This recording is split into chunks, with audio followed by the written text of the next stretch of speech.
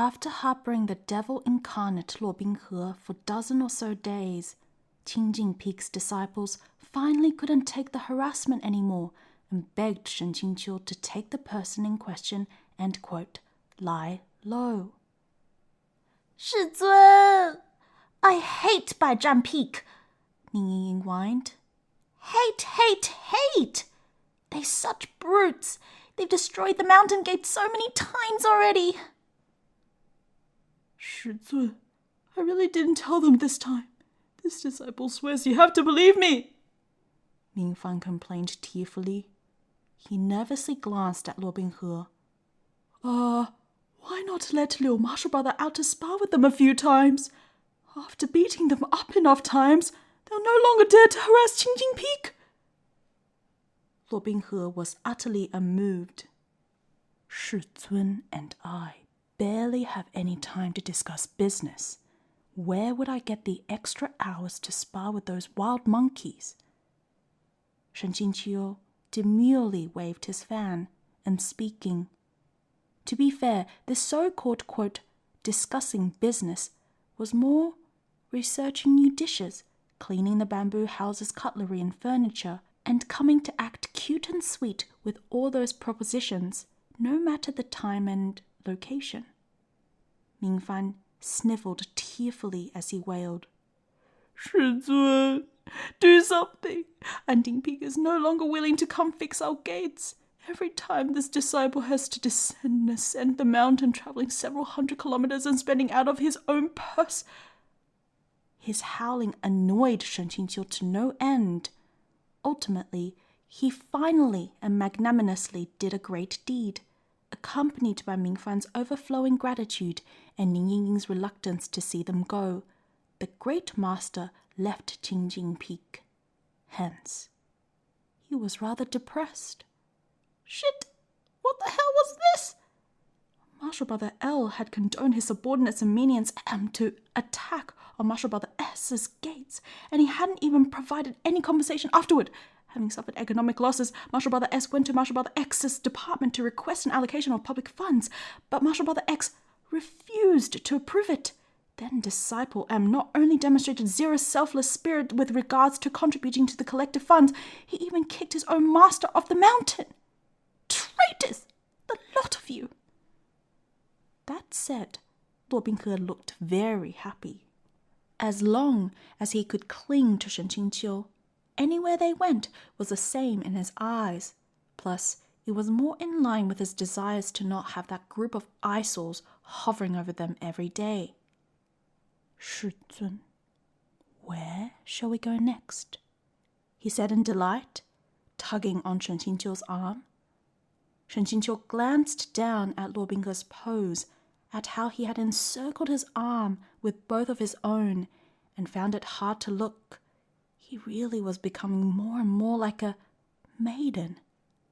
They looked exactly like two, quote, mushroom-picking little girls, walking out the door, hand in hand. Shen Qingqiu was blasted by his own man-made landmine. He asked in response, "Do you have anywhere that you'd like to go?" Luo Binghe gave it some thought. "How about we go to the places we've been to in the past and see how they've changed?" Thereafter, the two arrived at the first stop following their eviction from Changqiu Mountain, Xuanhu City. Originally, Shen Qingqiu had intended to go by sword, which would have let them arrive within an instant's time. But Luo Binghe seemed to have gotten some kind of idea in his head and insisted that they use a carriage. Using one was fine. Shen Qingqiu didn't care either way. Who could have guessed that after they got on the carriage, Luo Binghe would use that shyly expectant expression, brackets, that he thought he was hiding well, to stare at him? The carriage interior wasn't very large, so Shen Qingqiu had nowhere to run. He took that burning stare until his hair stood on end. Are you asking for car sex? Don't even think about it. This master absolutely won't agree. You really are a traitor. Luo Binghe stared at him for a long time, but when he saw no particular gestures from Shen Qingqiu, meaning that they weren't of one heart, his head slowly drooped. He prodded his fingers together cutely. Shizun, don't you remember? He asked, a bit at a loss. Shen Qingqiu realized then that when it came to his everyday internal monologue, it basically always started with a beat of silence. Remember? He asked. Remember what? Luo Binghe was disappointed. Back when the Qingjing Peak disciples left the mountain together for a training experience, you let me ride with you. To think Luo Binghe remembered even such dusty old affairs with such clarity! Meanwhile, Shen Qingqiu had pretty much forgotten most of it. Luo Binghe sighed. So, Shizun really didn't remember. Faced with this contrast, Shen Qingqiu couldn't help but feel guilty. He waved his hand, letting Luo Binghe lean against him, then rubbed his cheek to pacify him. Shizun only temporarily forgot. I'm sorry. Having been pacified, Luo Binghe was satisfied, his lips curving upward. Shizun's act of kindness toward me far surpassed this moment. How could he remember each and every one? Pure silence. Bruh, could you not headcanon me as such a loving, holy father? I really had just forgotten. I can't live up to your divine expectations. Shen Qingqiu and Luo Binghe wandered leisurely down the main road past Shuanhu City's gates. Stalls crammed with eye-catching goods bordered them on either side. In the middle of it all, a gorgeous banner fluttered in the breeze. Shen Qingqiu's gaze was drawn to the banner before it dropped to the face of the store owner sitting beneath it. His smile, with its trademark, quote, subtle, looking warm and elegant at first glance, but in truth cool and lofty, unquote, cast, froze upon his lips. Luo Binghe was far too sharp. What's wrong, Shizun? He instantly asked. An acquaintance? Crowds thronged around the small table below the banner. It seemed to be the Martial World's fortune teller store. Behind the table sat a beautiful and sultry woman, radiating 1,000 types of grace.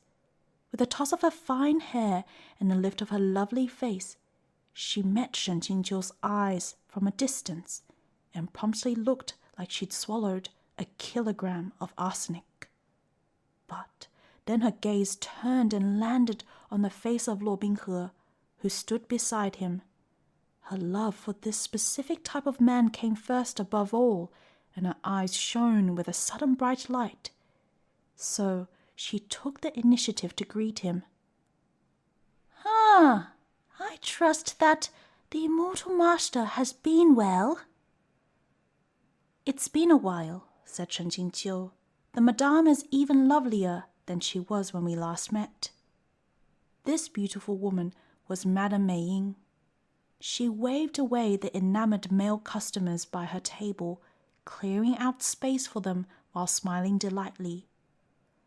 This immortal master is radiant with happiness today, so did my words from our last meeting not all prove true?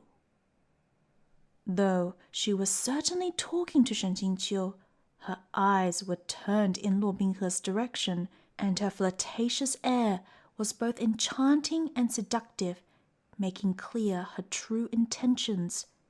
It had been a long time since Shen Qingqiu recalled the fortune Madame Mìyuè had told for him way back when, but the key words had been younger, illustrious status, outstanding talent, first-class beauty, often together, deeply in love.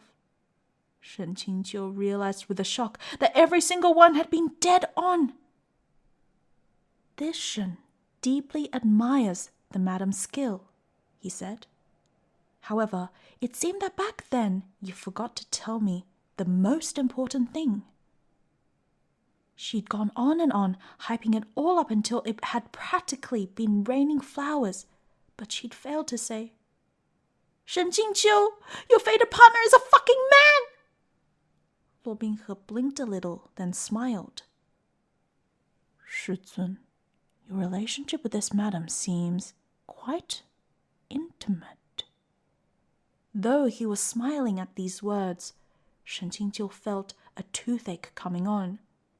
When he thought about it, Lord Binghe and Madame Mìyuè had originally been meant to be a pair of cheaters who engaged in countless one-night stands. But now they sat very poorly opposite one another as they each talked past the other, and the atmosphere was supremely uncomfortable. Indeed, it made for an extremely unsettling picture. Shen Qingqiu gave a hollow laugh. It's not intimate. Not intimate at all. It has been many years since we met. I never thought we'd meet again in this martial world, nor that the madame would have started this sort of business in Xuanhu City. Madame Mìyuè humphed. Isn't this all thanks to that cultivator who accompanied your distinguished self on your precious patronage? Which cultivator? Lord Binghe suddenly said. Shen Qingqiu's smile froze a second time. Madame Mìyuè commenced angrily complaining. Don't blame me for speaking badly behind his back, but when you came we extended such a courteous invitation, and we treated neither of you immortal masters poorly. Yet it was truly incredible, collapsing half my cabin right off the bat and scaring away most of my sisters. The next few times we met, he wouldn't leave me even the slightest bit of face. I've lived for a long time, but I have never met such an unfeeling man, one who understands neither romance nor tenderness, who only runs about fighting and killing. Pah! Your name's been spat on, Liu Jingge. You've actually been spat upon. The kind of violent actions described could only be attributed to one person. Of course, Lord Binghe understood, and he stared at Shen Qingqiu. Shizun, was it Liu Marshal, uncle? When did you leave Changqiu Mountain alone together? Shen Qingqiu saw the veins budging in his forehead and coughed dryly. That was when you were absent. Lord Binghe pinched his palm hard. Shizun, could you give a concrete explanation to your disciple as to what exactly happened between you, Liu Marshal uncle, and this succubus, who's as beautiful as a flower? Coaxing Lord Binghe was already a piece of cake for Shen Qingqiu. The steps were, first, calmly say, quote, not as beautiful as you. Then, before Madame Mìyuè's spasming smile, promise, quote, nothing happened really. If this doesn't work, repeat steps 1 and 2. Madame Mìyuè clearly thought the flames hadn't been fanned high enough. I did throw some of your succubus's mesmerizing fragrance on that cultivator you were with before I left, she said from the side. Though, given his frigid nature, I doubt it was much of a problem. A succubus's mesmerizing fragrance? The name alone told you everything. An aphrodisiac. Lord Binghe's face was rapidly filled with rage. Nothing happened?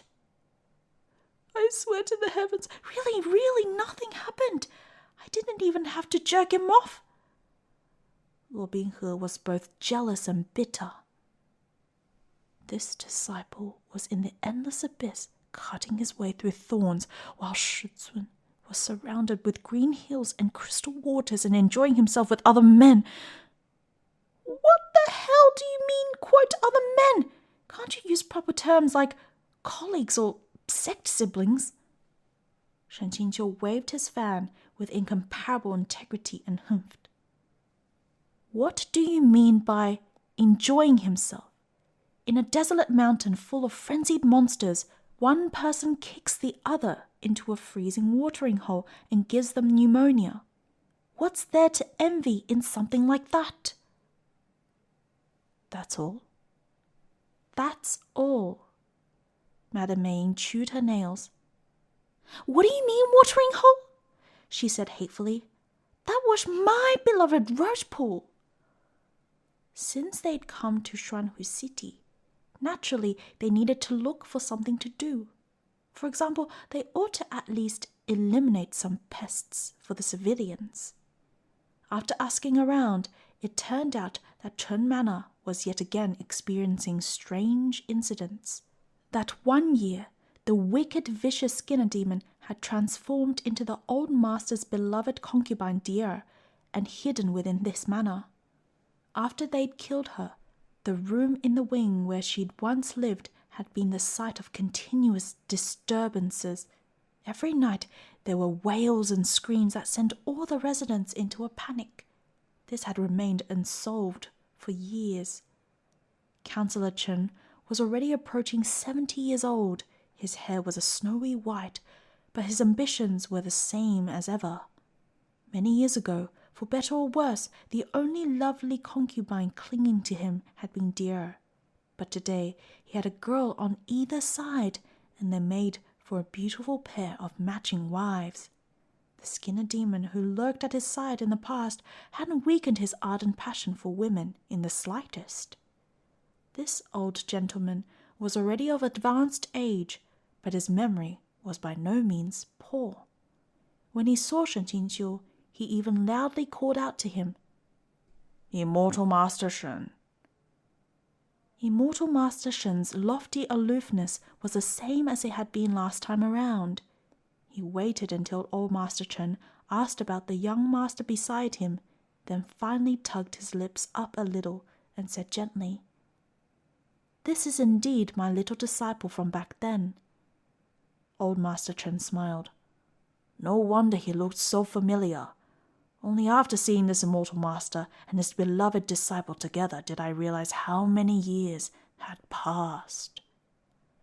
The conventional exchange of greetings was naturally handed to Luo Binghe, who'd already assumed his former role as the little secretary who handled everything. Shen Qingqiu was happy to stand aside and shut his mouth, sliding into his badass poser act. As he watched the badass darkened demon lord Luo Binghe work patiently, acting as sweet as a true apple of his eye, Shen Qingqiu inevitably began to float with happiness. It felt so wonderful. His gaze on Luo Binghe couldn't help but fill with more and more parental affection. Meanwhile, with every 2 lines Luo Binghe spoke, he looked over at Shen Qingqiu as well, and once his gaze shifted over, it was unable to leave. In this way, master and disciple spent a long period of time making eyes at each other before Shen Qingqiu suddenly and finally snapped out of it. How immoral were they being? On their way to the room in question, Luo Binghe kept trying to hold his hand. Shen Qingqiu was 1. Worried about outsiders, and 2. Wanted to tease him, so he purposely refused to let him. The 2 of them skirted around each other, whipping out all sorts of tricks. If anyone from the cultivation world or demon realm had seen this master and disciple duo using their sect's techniques to play fight, (flirt), until those arts were unrecognizable, they would definitely have coughed up 3 liters of blood. As no one dared to approach the room that was rumored to be haunted, it was naturally very quiet and peaceful. The courtyard was the same courtyard as it had been when they last saw it. It hadn't changed at all, except for the considerable amount of yin energy.